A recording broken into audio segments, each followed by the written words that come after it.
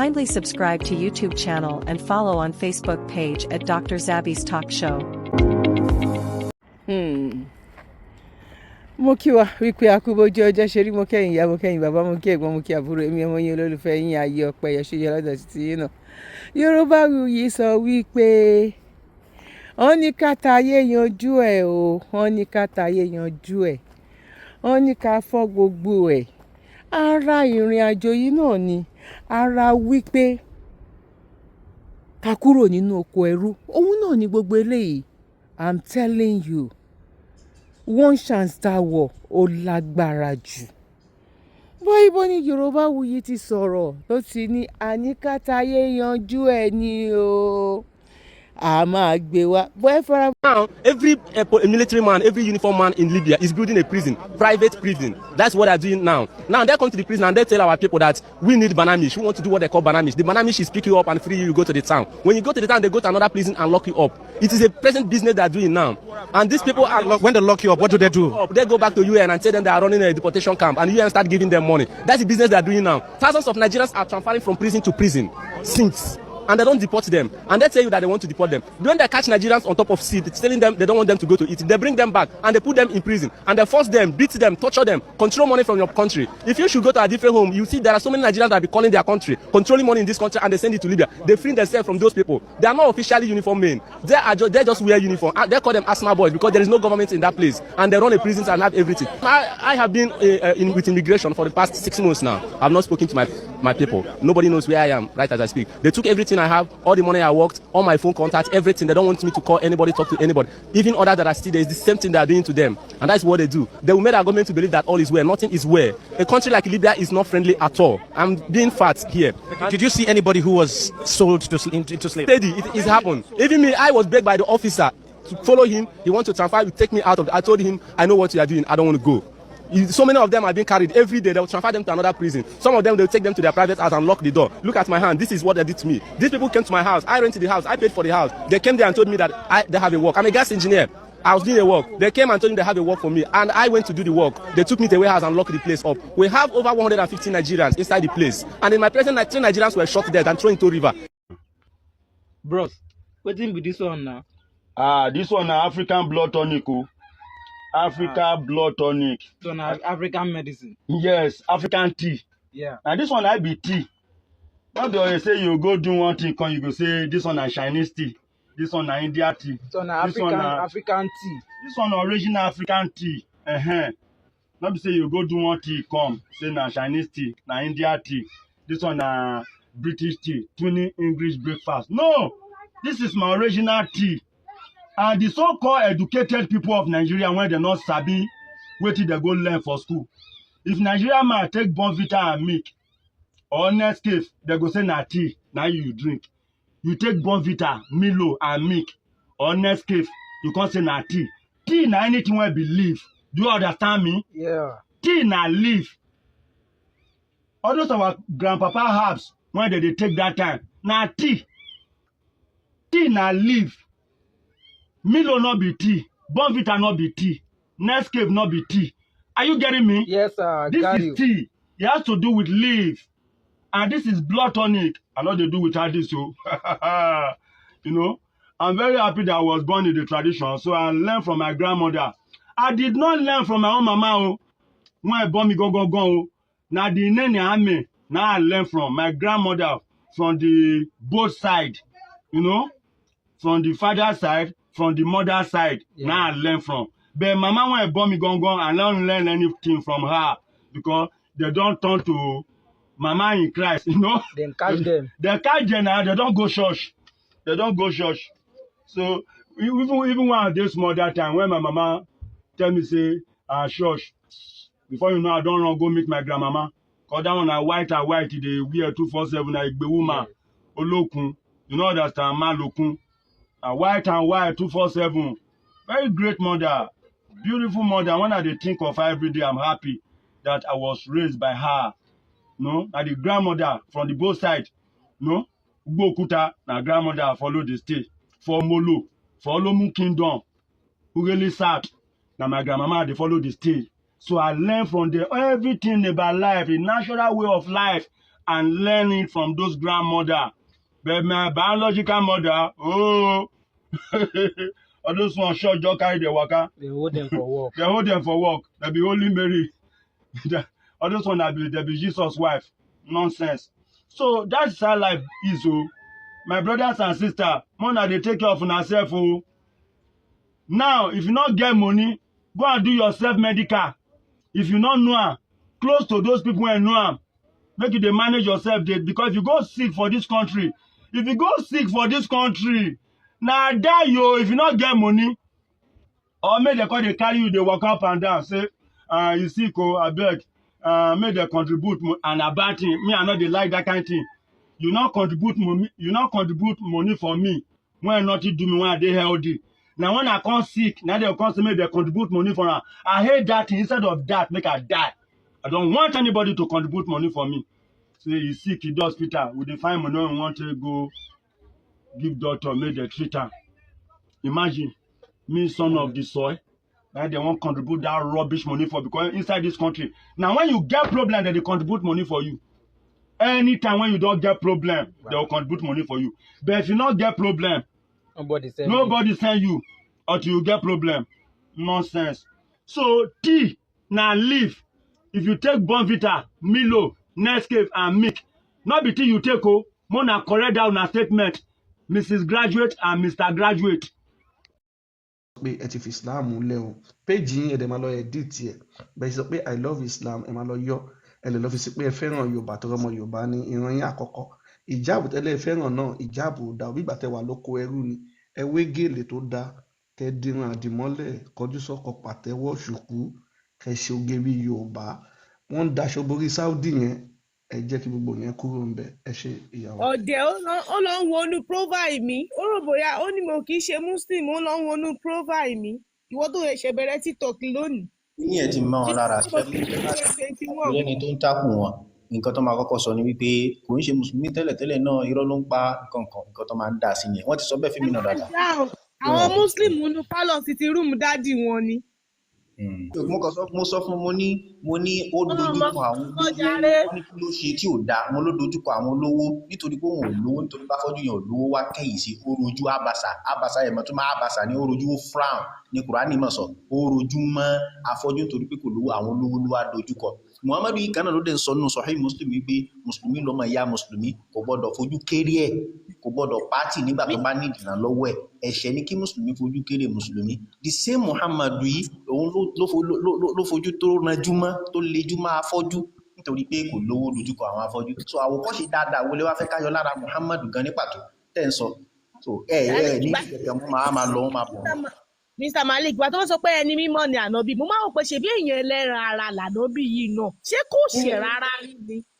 Ṣebí òun ní Kùránì sọ yẹn Suratul Fatih tó ní ẹlẹ́ṣẹ̀ ni igbó Allah kan forí ẹ̀ṣẹ̀ rẹ̀ tó ti ṣe gbogbo ẹ̀kọ́ wa ní mọ́dírásà tí wọ́n fi kí ló tí wọ́n fi gbogbo yẹn kọ́ wa nílé ké. Mr. Malik ẹ wo ìdájà lásán níbi ìdá kódà kẹmẹ lọ bẹyẹn fásà bíhí bihamdi rọbíkà wàstẹgìfìrìhù nígbà tí wọ́n wọ mọ́kà padà ni àwọn tó dẹ̀ jọjọ para wọn pé ó ṣàforíjì má gbogbo àwọn ó pọ̀ bẹ́ẹ̀ yín sọ̀rọ̀ yẹn mi ti lọ sáré gọ́gù ẹ̀ àyà yẹn pọ̀ kódà àyà yẹn tó 35.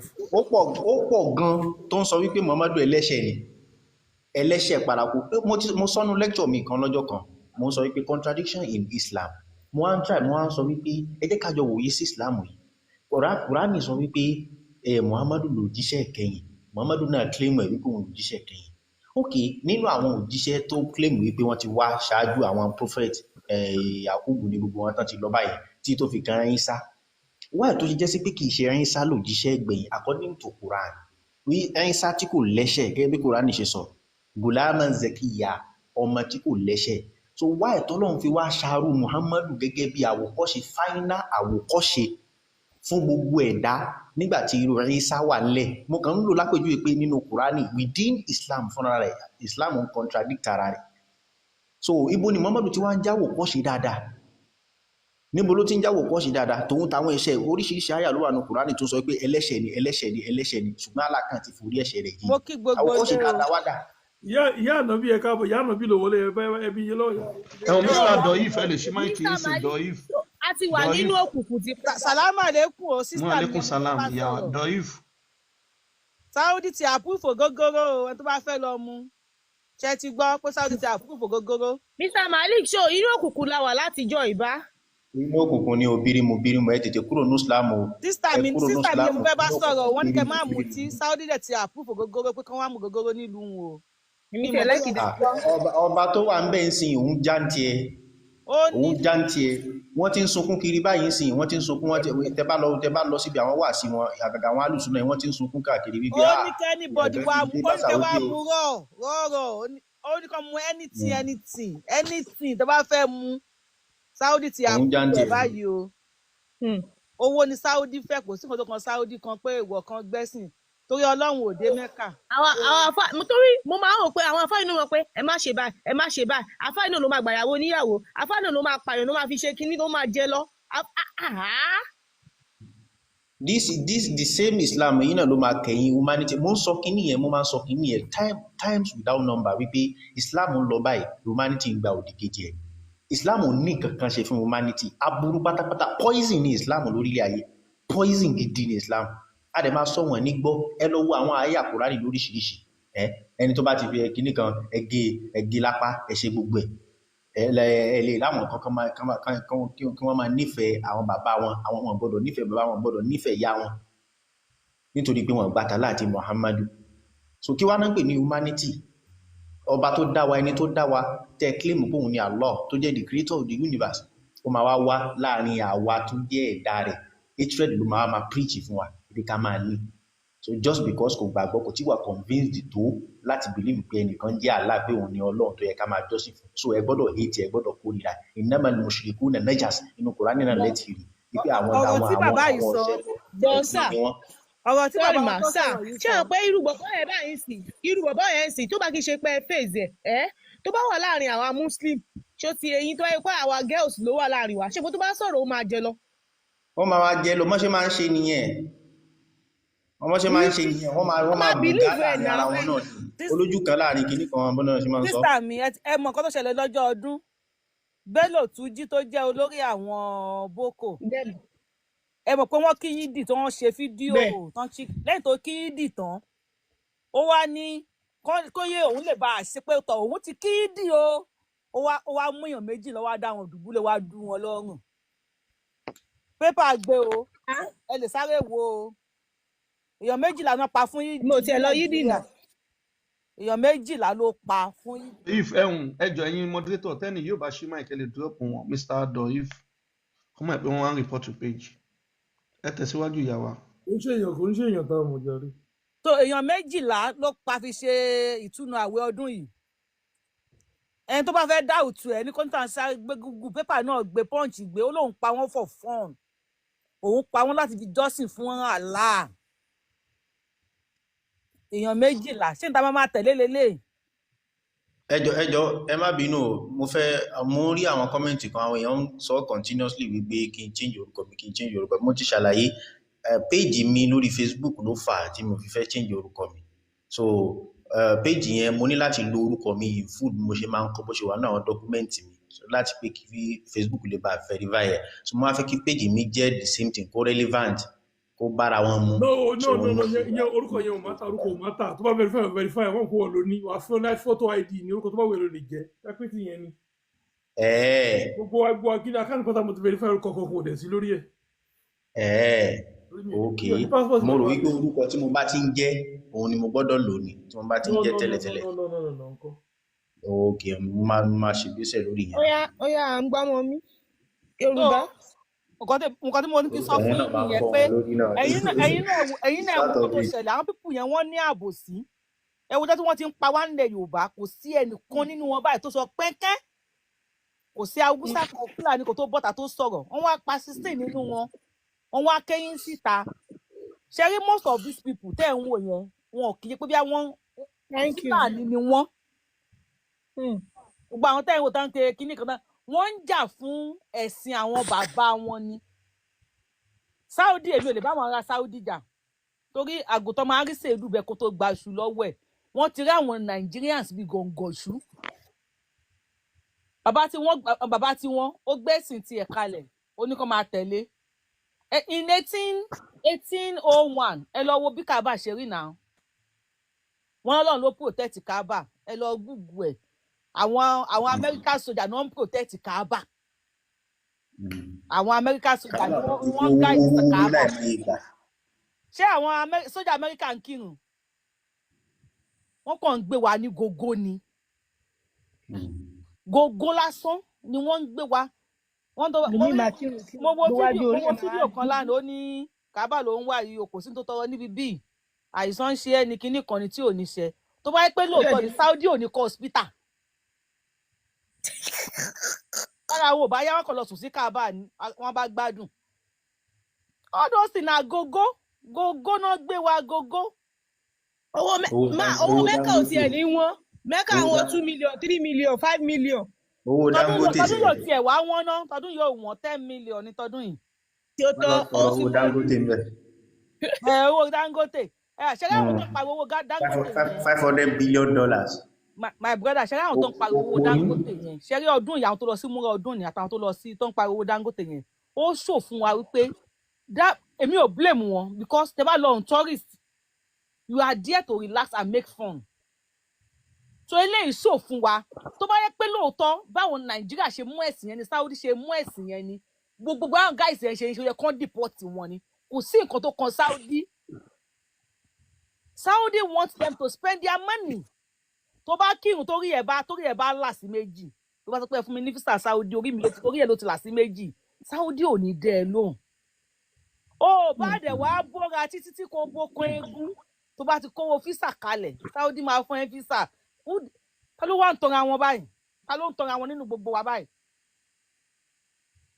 àwọn èèyàn tó mọ̀ pé skit makers ni wọ́n àwọn èèyàn make skit ni wọ́n dẹ̀ ń cash out wọ́n lọ relax wọ́n dẹ̀ ń ṣe iṣẹ́ tí wọ́n lọ́nbẹ̀ kílẹ̀ tí Saudi ò dìpọ́tì wọn láti jọba ti ṣe kínní Saudi gbọ́n Saudi gbọ́n ó gbọ́n gidi they are brave people they are making money àwọn wọn ti pé gọ̀ǹgọ̀ ṣú làwọn Nigerians wákàn dídú bá dẹ̀ kó 10 million tó bá wá dé máa wá di alájà má jà á já o.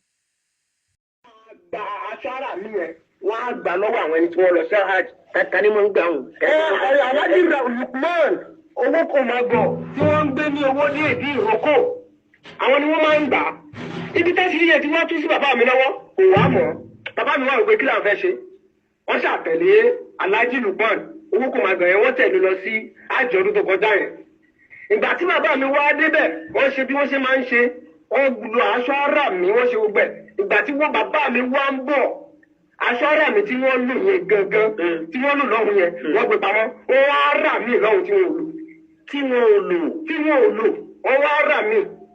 ó wá jẹ́ nígbà tí bàbá mi wá dé láti bẹ̀ wá sí Nàìjíríà ní Lukman Alhaji Lukman owó kò máa gọ̀ ló bá béèrè aṣọ ọ̀rọ̀ bàbá mi ìyẹn Alhaji Suleiman Ajísáfẹ́ ìyẹn bàbá tó bí mi lọ́mọ ló bá béèrè aṣọ ara mi tí wọ́n bú wa gangan pé òun gangan lòun fẹ́ gbà àmọ́ èyí tí dádì mi gbé fún kò ṣe òrìdí náà bọ̀ bó ṣe wọ́n mọ̀ yẹn ni òye mi òye bàbá náà bàbá mi ṣàyàrí wípé àánú òun lélẹ́yìí ó ní rárá o òǹkọ́ o pé èyí tẹ́ ẹ lò gangan ní kẹbá òun mú torí ẹ̀ lọ́ fẹ́ kàn dín nínú ọyàn ó sọ bẹ́ẹ̀ fún bàbá mi pé tí ò bá fẹ́ ṣe kíni tí ò bá fẹ́ kàn dín nínú ọyàn ó wá jẹ́ ní tó bá bàbá mi lẹ́rù tó bá fi wá ta sáwọn ọmọ náà létí ẹjọ́ púpọ̀ ọmọ Nàìjíríà Alhaji Lukman owó kò máa gọ̀ owó dé onírin owó dé ìdíròkò ibẹ̀ ni wọ́n ń gbé.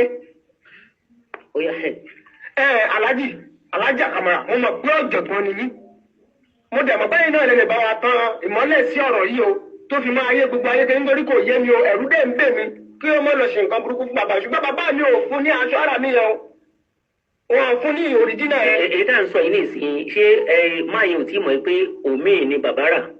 wọ́n ti mọ̀ bẹ́ẹ̀ ni wọ́n ti mọ̀ wà láì wọ́n ti mọ̀. wọ́n sì insist pé. ṣùgbọ́n bàbá mi tún wá dúró lórí nǹkan kan pé ó ṣe pé káwọn lọ ya owó Mẹ́kà yẹn bó ṣe káwọn lọ ya bó ṣe káwọn lọ gbá àrù àwọn máa dá owó ẹ̀ padà fún àwọn máa dá owó ẹ̀ padà fún ó dà tẹ́ bá béèrè nọ́mbà ẹ̀ gan mo mọ nọ́mbà wọn. nọ́mbà Lukman Alhaji Lukman owó magọ tó ń gbé ní owó déèdì ìrókò. kábíyèsí Ọlọ́run.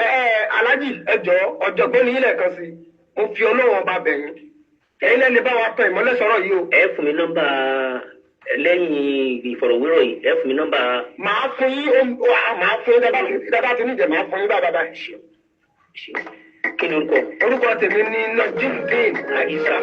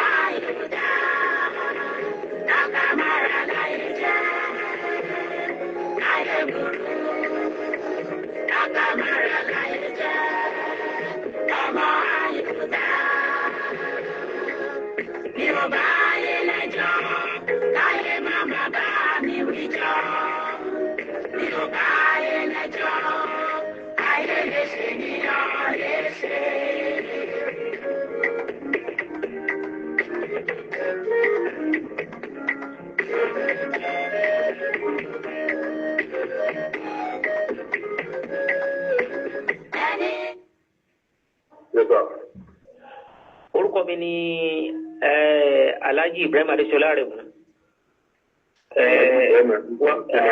Alhaji Ibrahim Adesola rẹ mu.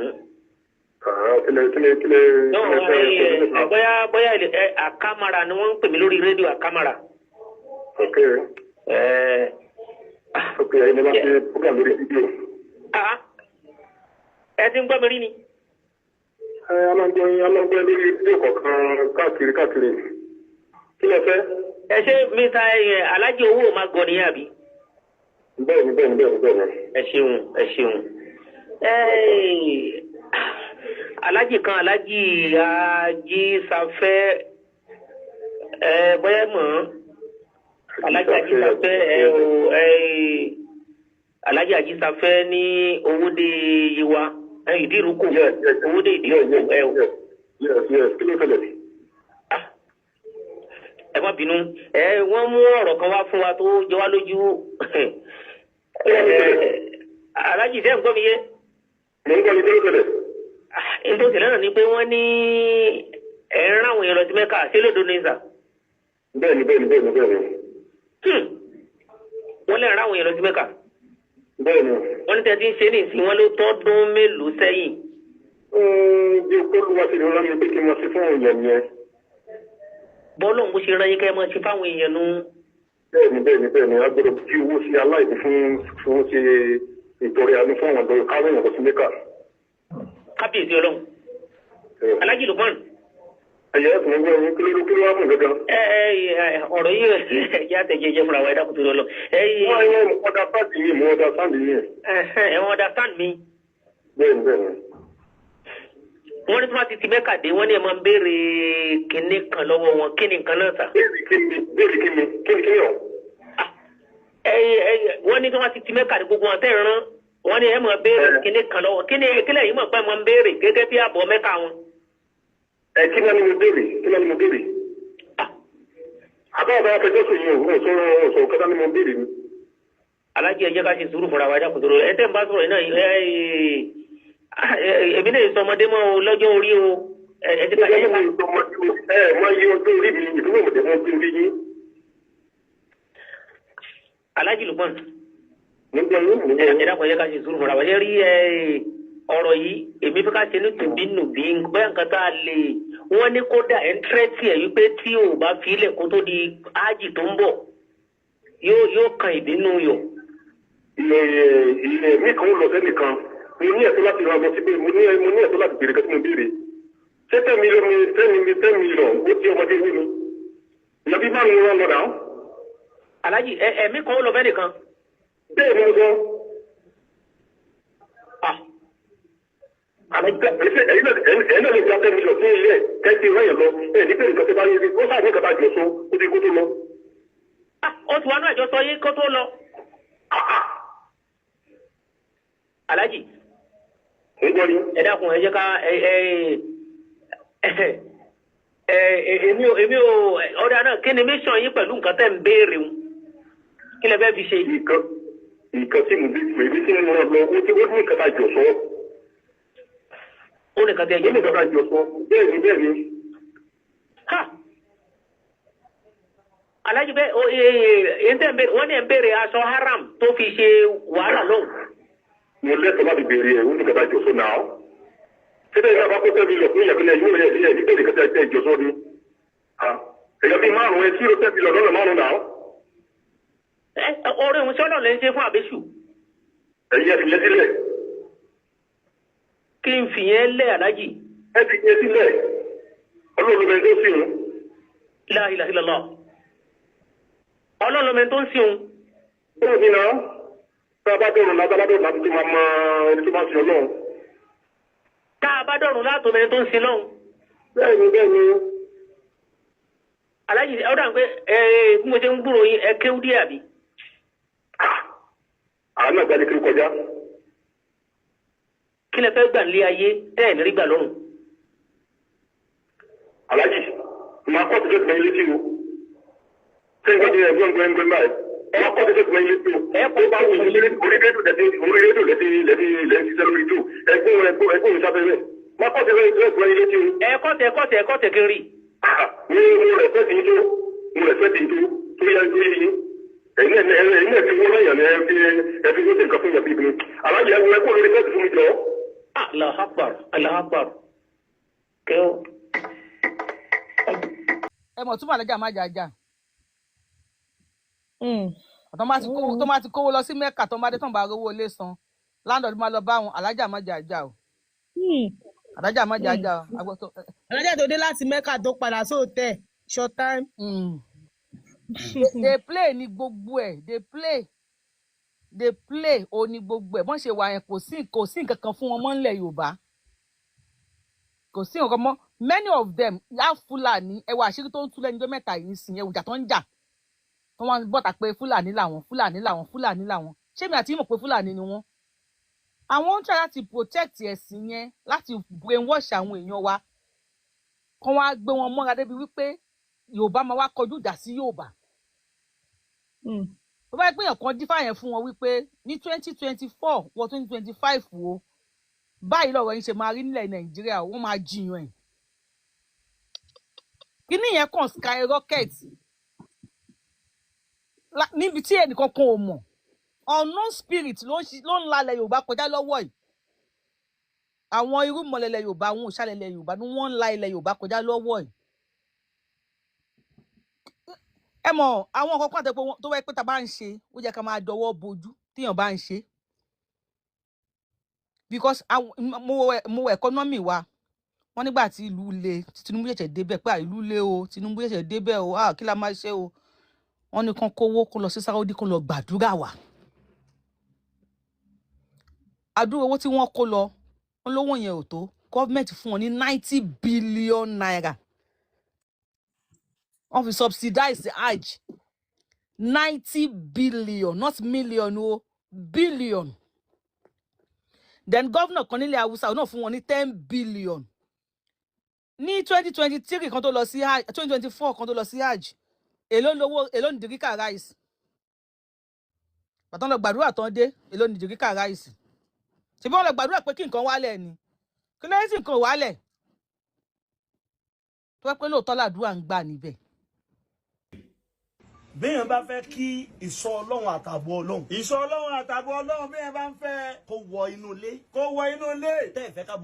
tẹ́ ẹ̀ fẹ́ ká burú wọ bẹ̀. Súratu Quraysh líláfi. inú omi tútù. ẹ kèsì mọ́kànlá. gbogbo inú ilé wọn yẹn wà fi wọn. ebi ò ní pa wọn nulẹ̀ náà. ṣe àpé ń bẹ̀rẹ̀ lọ́lọ́run sọ pé àtàámàhún. wọn ò sì ní sùn fún wọn lálàkàlà. àṣírí yìí torí ibi táwa ni o. lọ́jà máa sọ o. lọ́jà filẹ̀. nítorí dá kọ́mọ rẹ fẹ́ àfáànù. nítorí dá kọ́mọ rẹ fẹ́ àfáànù láàfáà gidi àbá sàn. àbá gangan bí wọ́n àfáà wà yìí. àtàwọn tá ń tẹ̀lé wọn àwọn ọmọ kéwu wọn àwọn tó lè fẹ́ rèé ojú wọn láti sọ yìí. ọmọ gidi lẹ́yìn náà. sórí alámútàrà kéfà mọ́kànlá. alámútàrà kéfà mọ́kànlá inú omi gbóná lè yókè. inú omi gbóná lè yókè sí. ìwọ́n àfi wọn gbogbo ta ilé. tí ẹni tí ń rorò kúrò bá ń bọ̀. ẹni tí ń rorò kúrò tí bá ń bọ̀ wánú lé náà. ọ̀la tó bá ku ẹsẹ̀ mẹ́fà tó fi wọlé. onímọ̀ tí ó kọ lẹ́sẹ̀. onímọ̀ tó kọ lẹ́sẹ̀. yóò ṣubú. yóò ṣubú. tó bá rí tó ṣubú. tó bá rí tó ṣubú. má sáré sí o. má sáré sí o kò ní. ẹ káàbọ̀ padà gbogbo alágbọ̀n nǹkan tí àáfàá yẹn sọ wọ́n ní téèyàn bá fẹ́ kí ìṣọ́ ọlọ́run ààbò ọlọ́run kó wà pẹ̀lú òun kó ka súrátù Quraysh kẹ́ni ẹ̀ ka súrátù Quraysh sínú omi tútù kó fi wọ́n gbogbo ilé ẹ̀ ǹjẹ́ bẹ́ẹ̀ ló ṣe rí ẹ jẹ́ ká wo nǹkan tó wà ní súrátù Quraysh ká kà lédè Yorùbá ká wá wò pé ǹjẹ́ kíní ilé fúnyàn ní ìṣọ́ ọlọ́run lóòótọ́ àti pé ẹ má gbàgbé Allah ló ń sọ̀rọ̀ nínú Kùránì Allah kò dẹ̀ kí ń ṣe ọlọ́run olódùmarè inú àwọn ọ̀rọ̀ tí wọ́n pa fún wa nìyẹn ẹ jẹ́ ká wo nǹkan tó wà ní súrátù Quraysh Quran 106 ó ní ìkẹ́ láti ọ̀dọ̀ Allahu fún ìdílé Kùrẹ́ṣì láti wà papọ̀ nínú ààbò fún wọn láti wà papọ̀ nínú ààbò lórí ìrìn àjò ní ìgbà òtútù àti ní ìgbà ooru nítorí náà kí wọ́n jọ́sìn fún Allahu olúwa ilé Kàbá yìí ẹni tó ń fún wọn ní jíjẹ ní àsìkò ebi ó sì fi wọ́n lọ́kàn balẹ̀ nínú ìpayà ẹ wá yẹ ká bi àwọn àfáà wa ṣé ìdílé Kùrẹ́ṣì ni wá ṣọmọ Kùrẹ́ṣì ni wá báwo nìkan tó wà ní Kùránì yìí báwo ló ṣe kàn wá báwo ló ṣe papọ̀ mọ́ àwa ọmọ Yorùbá wọ́n ní àwọn ìdílé Kùrẹ́ṣì ni wọ́n ń bá wí kí wọ́n dẹ̀ máa jọ́sìn fún Allah olúwa ilé Kàbá ẹ má gbàgbé inú Kàbá ni Allah wà ó ní ọwọ́ ọ̀tún méjì ṣìgìdì òun ni Allah wọ́n dẹ̀ ti ń sin Allah kí wọ́n tó bí Muhammadu wọ́n ti ń jọ́sìn fún ó wà ní àwọn ṣìgìdì tí wọ́n ń jọ́sìn fún tó jẹ́ ti ìdílé Kùrẹ́ṣì ẹ mọ̀ pé ọmọ Kùrẹ́ṣì ni Muhammadu àfáà yìí tún wá dárúkọ kinní kan ó tún dárúkọ súrátù Fil Quran 105 kí ló wà ní súrátù Fil ẹ̀yin yẹn wá ẹ jẹ́ ká tún kà ẹ jẹ́ ká sáré ka nǹkan tó wà ní súrátù Fil Quran 105 kẹ́yìn náà kẹ́ gbọ́ kẹ́ wá wò pé kíni kí ló ní ṣe pẹ̀lú ṣọ́ ó ní ṣé o kò wòye sí bí olúwa rẹ ti ṣe ọ̀rọ̀ ìjọ elérin ni ṣé kò sọ ète wọn di òfo àti ànù bí ó sì rán àwọn ẹyẹ níkọníkọ sí wọn àwọn ẹyẹ àbábílà ó rán sí wọn wọ́n ń jù wọ́n ní òkúta amọ̀ tó ti gbaná sára ó sì sọ wọ́n di bíi pòpòrò gbígbẹ tí ẹranko jẹ lájẹdà sílẹ̀ ẹ̀yin ọmọ Yorùbá event tó ṣẹlẹ̀ nǹkan tí ó ṣẹlẹ̀ nínú súrátù Fil Quran 105 ǹjẹ́ mọ̀ pé wọn ò tí ì bí Muhammadu bàbá Muhammadu tó ń jẹ́ Abdulmutalib ẹ má gbàgbé ṣìgìdì ló ń sìn òun ló ń sin Allah olúwa ilé Kàbá ìyẹn Abdulmutalib nígbà tí àwọn kan fẹ́ wá wó Kàbá ló wá ń sọ pé tí Allah bá ti jẹ́ kí wọ́n wo wọ́n máa rí wó ìgbà táwọn yẹn wá dé àwọn yẹn ò rí Kàbá wò event yẹn ṣẹlẹ̀ nígbà tí Islam ò tí bẹ̀rẹ̀ ṣìgìdì ni wọ́n ń sìn ṣìgìdì ni Allah nígbà tí ó wá dorí Muhammadu Abdulmutalib ló bímọ ó sọmọ ẹ̀ ní Abdullah ẹrú Allah kẹ́ ẹ lè mọ̀ bí Allah ti wà tipẹ́ Abdullah ló bí Muhammadu nígbà tó wá dorí Muhammadu Allah tó wá ń sọ fún pé ṣé kò wòye bí olúwa rẹ ìyẹn Allah bó ṣe ṣe ìjọ elérin ní ọjọ́ sí nígbà ayé Abdulmutalibi ẹ̀yin ọmọ Yorùbá torí wípé ẹ̀ ń ka kíní ní èdè Lárúbáwá òun ni ẹ ò ṣe gbàgbọ́ yí ẹ àwọn àfáà yìí dẹ̀ nìyí ẹ̀rí bọ́ ṣe ń sọ wọ́n ní kẹ́ ẹ máa fẹ́ àwọn irọ́ ni wọ́n ń pa irọ́ lásán ló wà nù Quran irọ́ lásán ní Islam Allah ò lè ṣe nǹkan kan tá àlá bá lè fúnyàn níṣọ ni ṣé bàbá aládò máa kádò sápò ni? Ẹ̀yin ọmọ Yorùbá jẹ́ ká mọ nǹkan tá à ń ṣe. Ẹ̀yin ọmọ Yorùbá irọ́ làwọn ará bí yìí ń pa. Ẹ lọ ka kíní fún ara yín. Ó dáa lílá fi Kùrẹ́ṣì lílá fi lílá ṣe táìwá sọ́yìn tí n bá kà ní èdè Lárúbáwá àti tí mo kà ní èdè Yorùbá kò yàtọ̀, ìtumọ̀ kan náà ni. Ìtumọ̀ kan náà ni Allahu tara kayfa fa'ala rabbuka bi ashabil fil tí n bá kà ní Lárúbáwá tí mo tún kà ní èdè Yorùbá ìtumọ̀ kan náà ni. Nǹkan yìí ṣẹlẹ̀ nígbà tí ìsìláàmù ò tí bẹ̀rẹ̀ ni mo sọ pé Muhammadu dá ìsìláàmù sílẹ̀ láti máa fi jagun gbalẹ̀. Àwọn mùsùlùmí tẹ́ rí yẹn ọmọ ogun ni wọ́n, ẹ̀sìn ogun ní Islam. Ibi tó bá ti gbé wọ̀ ogun ti dé sí ìlú yẹn, wọ́n fẹ́ lọ jẹ ìlú yẹn run. Ẹ wo gbòòrú káàkiri níbi tí àwọn mùsùlùmí ti pọ̀, kò sálàáfíà bẹ́ẹ̀, kò sálàáfíà bẹ́ẹ̀. Ẹ̀yin ọmọ Yorùbá ẹ jọ̀ọ́, ẹ̀yin tẹ́ ẹ jẹ́ ọmọ Yorùbá tẹ́ ẹ ń ṣe ẹ̀sìn Islam, ẹ̀yin ni mò ń bẹ̀. Ẹ lọ wo kíní yìí dáadáa, ẹ má jẹ́ kí wọ́n lò yín, ẹ má gbàbọ̀dé fún ìran Yorùbá. Ilẹ̀ ni àwọn ará bí ìfẹ́ wá gbà. A ṣẹ̀ṣẹ̀ máa sọ, a ṣẹ̀ṣẹ̀ máa kà á. Allah ò kì í ṣọlọ́run, torí pé Ọlọ́run ò ní sọ pé kẹ́ ẹ máa pààyàn láéláé. Allah ò kì í ṣọlọ́run, Allah ò ní wò ṣùṣù kó wá rán agbanipa sí wa. Ẹ̀yin ọmọ Yorùbá, mo sọ yìí mo dúró. tó bá yẹ pé lóòótọ́ o ni àdúrà ń gbà níbẹ̀ 90 billion naira hospital mélòó ló lè kọ́, ilé mélòó ló lè kọ́? 90 billion gbogbo ọ̀nà Ìbàdàn expressway kíní kan expressway ó yá ẹ dà wọn mọ síbẹ̀, kódà kọ́ lọ àwọn tó wà nínú ẹ̀wọ̀n bí Traoré ṣe ń ṣe nìyẹn, gbogbo àwọn tó wà nínú ẹ̀wọ̀n lọ́dọ̀ ẹ̀.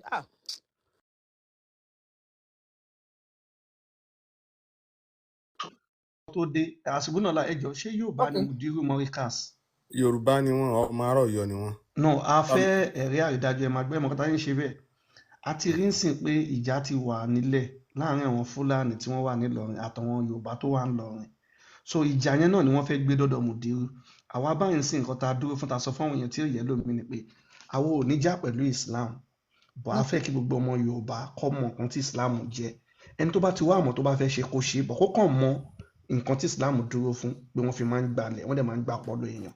So tá a bá rọmọ Yorùbá tó yìí ń ṣe Islam tí Fúlàní bá fẹ́ bàjà, ẹ̀tọ́ wa ní ká dúró tì í, torí kò sí pé ayé Àfọ̀njá tó ń ṣẹlẹ̀ táwọn kan kò sí ìyẹn mọ́ sìn. Kọ́ ọmọ Yorùbá ṣe àwa Yorùbá, tágàtà bá ti ń bàjà àkọ́kọ́ dúró tì í ná, kọ́kọ́ jà àjà yẹn tán, tá a bá ti jàjà tán láì ṣe máa sọ pé ìwọ náà nǹkan tó ṣe ò dáa. So báyìí sìn Mudiru, èmi fẹ́ rẹ́rìí àrídájú pé ṣé Yorùbá ni Mudiru àbí Fúlàní, torí tẹ́ bá lọ wò gbogbo àwọn àfáà bátànsìn adẹ̀ tí ń sọ ti pẹ́ pé àwọn àfáà tẹ̀ ń wò yìí èmi bàbá ìbí mẹ́rin àbí márùn Fúlàní ni wọ́n lọ́ ṣe ń tako àṣà àti ṣe wa pé má dọ̀bálẹ̀ fún ìyá ẹ̀, má kúnlẹ̀ fún bàbá ẹ̀, má kí ọba ẹ̀, má bọ̀wọ̀ fàgbàlagbà, ànábì àtàlá nìkan ni kẹ́ máa pọ́nlé.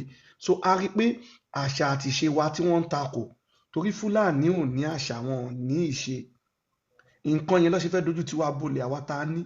So àwọn nǹkan yẹn làwa fẹ́ mọ̀ pé ìwọ tó bá jẹ́ ìfẹ́ ṣe Islam gan máa jẹ́ orúkọ Yorùbá, ìjẹ́ Yorùbá ẹ jẹ́ kó dúró kó jẹ́ àkọ́kọ́. Àwọn nǹkan yìí làwa fẹ́ kó kọ́kọ́ wà, la ṣe fẹ́ mọ̀ pé ṣé Mudiru ṣé Yorùbá ni, ṣé lọ síwájú Yorùbá ló dúró fún. Bí àpẹẹrẹ ń sìn wọ́n ní wọ́n fẹ́ ṣèríà àwọn lòun ò fẹ́, so a ti ń wò pé ṣé Yorùbá ni àbọ̀kàn fẹ́ràn Yorùbá, a fẹ́ mọ̀ wọn nǹkan yìí, torí ọmọ ọkọ Yorùbá ò nílò gba Islam kọ́ wá mú òfin gé wọn lọ́wọ́ gé wọn lọ́rùn wà kó dẹ̀ gbà. So ẹ ṣe ẹ ṣàlàyé fún wa àsìkò náà láì tẹ́ bá mọ̀ pa ẹ̀. Ánsà tí mo fẹ́ sọ ni wípé mo kí gbogbo wa nílé lóko lẹ́yìn òdì, mo kí wa pé akúbó jẹ́ ọjọ́ ṣe rí, ojú wo lẹ fi wò báwo lẹ ṣe rí sí. Lágbára lọ́wọ́ Ọlọ́run ojú òní ti wá, alámábọ́ nínú oko ẹrú, gbogbo ọ̀nà ni gbogbo ọ̀nà pátápátá la máa gbà. Eléyìí ò ṣe ọ̀rọ̀ ẹ̀sìn, ọ̀rọ̀ wípé wọ́n fẹ́ gbalẹ̀ wa ni. Bí ò pa bó ò bá ò pa bó ò bá ò bù lẹ́sẹ̀. Òun làwọn pípù yìí òun náà ń ṣe, àdẹ ní àwọn olórí tán fẹ́ dúró fún wa. Bọ̀ tá bá wá fi ṣe Think Yorùbá First, tá ti wá fi kùnlùkùn, tá ti bẹ̀rẹ̀ sí ní ronú bákan náà wípé àwọn pípù yìí o ilẹ̀ wa náà wá gba ọ̀rọ̀ ẹ̀sìn kọ́ o. ẹ wo ti ẹni tó mú kí ló ń porúkọ ẹ̀ tó mú aṣọ ara mi àwọn èèyàn ọ̀hún ọ̀dẹ̀ ṣẹ̀ṣẹ̀ ń ṣe ọlọ́run kàn fẹ́ tàṣírí ẹni eléyìí ni ọ̀hún ṣẹ̀ṣẹ̀ ń ṣe ọ̀hún ṣẹ̀ṣẹ̀ ń gba aṣọ ara mi yẹn ọ̀hún ṣẹ̀ṣẹ̀ ń gba aṣọ ara mi láti máa lò ìyá mi bàbá mi ẹ̀gbọ́n mi àtàbúrò mi mo kí mùsùlùmí mo kí kírísítẹ́nì mo kí àwa free thinker mo kí gbogbo oníṣẹ̀ṣe mo kí everybody ní tó bá ń jẹ́ ìjọmọ ènìyàn mo kí wa o ọ̀rọ̀ yìí ò ń ṣe ọ̀rọ̀ ìjà ẹ̀sìn ọ̀rọ̀ wípé wọ́n fẹ́ wá gba ilẹ̀ wa ni and tabadẹ̀ ní ká wò ó dáadáa kíní yìí àwọn ní ìgbàgbọ́ wípé àwọn ó wà nínú ìwé àwọn táwọn ń kà wípé ìwọ tó bá jẹ́ kúfùrù ìwọ tó bá jẹ́ wọ́n ní oríṣiríṣi ọ̀nà làwọn èèyàn náà lè yá sí oríṣiríṣi ọ̀nà náà lè gbà sí báwo náà ṣe lè kásẹ̀ gbogbo orú nǹkan yìí àwọn ìjọba náà lè kásẹ̀ bọ́ à ní ìjọba because tí ò bá jẹ́ bẹ́ẹ̀ ni nàìjíríà tó bá tiẹ̀ jẹ́ pé ó wà nínú constitution yín wípé muslim country ní bóyá jẹ́ ká jẹ́ àwọn tó jẹ́ ọmọ nàìjíríà jẹ́ kó mọ̀ wípé muslim country ni tó bá jẹ́ pé jẹ́ kó mọ̀ pé muslim country ni wọ́n máa lè wọ́n máa lè gbọ́rọ̀ sí yín lẹ́nu wọ́n máa lè lọ sí ibi tẹ́ fẹ́ wọ́n máa lè ṣe nǹkan tẹ́ fẹ́ ó dàbí irú Saudi Arabia ń sìn irú Saudi Arabia ń sìn yóò mọ̀ pé muslim tó ń dẹ̀ tí gbogbo ayé mọ̀ bó tí nàìjíríà là mọ̀ òun ni ẹ wo irú ibi tí wọ́n ti lọ pa àwọn ènìyàn ó ti di ẹ̀ẹ̀mejì tán ṣe irú nǹkan bẹ́ẹ̀ yẹn tó jẹ́ wípé wọ́n máa wa mọ́tò lọ sáàárín ibi táwọn kírísítẹ̀nì wà ilé kírísítẹ̀nì òun náà máa lọ wó ilé kírísítẹ̀nì òun náà máa lọ bàjẹ́ wáì tí àwọn kírísítẹ̀nì wáì táwọn ò wa mọ́tò lọ bá wọn ní mọ́ṣáláṣí wáì tí kírísítẹ̀nì ò wa mọ́tò lọ bá wọn níbi tán ti tò tán ti ń kí jimat wáì tó jẹ́ wípé àwọn muslim náà máa wa mọ́tò lọ pa àwọn tí ó jẹ́ wípé ẹlẹ́sìn míì ni wọ́n ìyá mi bàbá mi ẹ̀gbọ́n mi àti àbúrò mi ọ̀rọ̀ yìí bá ṣe ń sọ eléyìí ò ń sọ̀rọ̀ wípé ṣe lè ó kàn wá torí wípé kí ni àwọn èèyàn wa ó ń kọrin sí wọn létí wípé ẹ̀sìn tàwọn ò fẹ́ kán dàlú sí méjì ẹ̀sìn tàwọn ò fẹ́ kéèyàn ágìl pẹ̀lú ìjọba ẹ̀sìn bó àwọn èèyàn ti ń jí àwọn èèyàn ti ń jí sáyé àwọn èèyàn ti ń jí sáyé àwọn èèyàn ti ń jí sáyé bọ̀ àti ìpọ̀ tó ni a ti bẹ̀rẹ̀ sí ní ṣe think Yorùbá first kò yẹ yín sìn àwọn èèyàn ẹ̀ṣẹ̀ tí wọ́n ti wá ń gbọ́ nǹkan tá à ń sọ wípé tó ń jẹ́ wípé a fẹ́ ilẹ̀ wa àwọn èèyàn tún ti wá ń yé wọn sìn wípé àwọn eléyìí ò tán láwọn fẹ́ ilẹ̀ àwọn o kò ń ṣọ̀rọ̀ ẹ̀sìn o àwọn eléyìí ò ní ẹ̀sìn tán fẹ́ fún yín o àwọn eléyìí mọ Ọlọ́run o bọ́n ọ̀hún ní fọ́ọ̀sì yín o wípé tó o bá ṣe kírísítẹ̀nì tó o bá ṣe mùsùlùmí ìlú òyìnbó tá a wà ọ̀hún fọ́ọ̀sì anybody láti ṣe ẹ̀sìn bóyá yẹ kí ìgbésí ayé bó ṣe wà gangan nìyẹn orí ibi tá à ń lọ gangan orí ibi tá à ń gbàdúrà lọ gangan nìyẹn kò sí èèyàn kankan tó fẹ́ wá sọ wípé ẹ fi mùsùlùmí sílẹ̀ o ẹ fi islam sílẹ̀ o máa bọ̀ wá máa ṣòṣà ẹ fi christian sílẹ̀ ó máa bọ̀ wá máa ṣòṣà ẹ fi òṣà sílẹ̀ wá máa ṣe christian no ìjọmọ ènìyàn gógún òun gógún ló kọ́kọ́ jẹ́ ló yẹ kó jẹ́ priority ìjọmọ èèyàn gógún ló yẹ kó kọ́kọ́ jọ wá lójú kò yẹ kó force anybody láti ṣe any religion ó yẹ kó wá láti inú ènìyàn ni